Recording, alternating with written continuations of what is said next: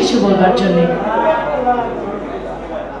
ভালো না বাসলে অবশ্যই আমার সব ক্যারিয়ার ছেড়ে আমি ছবির পিছনে দৌড়াতাম না, বিকজ আমার অনেক ক্যারিয়ার, আমার প্রফেশন কিন্তু ডক্টর হতে পারতো, আমি বিজনেস করছি বিজনেসম্যান হতে পারতো, বাট আমি ফিল্মকে ভালোবাসি বলেই কিন্তু আমি এখন ফিল্ম করে যাচ্ছি।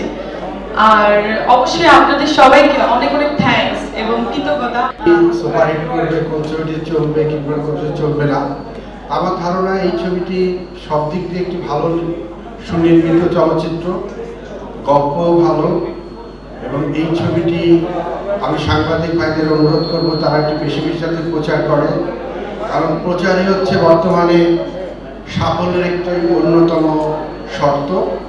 আমরা ইদানিং দেখেছি যে আমাদের কিছু চলচ্চিত্রের পরিচালক এবং প্রযোজক এবং শিল্পীরা তারা বিভিন্নভাবে ক্যাম্পেইন করছে চলচ্চিত্র নিয়ে, বিভিন্ন শহরে যাচ্ছে, ইউনিভার্সিটিতে যাচ্ছে, কলেজে যাচ্ছে এবং রাস্তায় বসেও তারা প্রচারপত্র বিলি করছে।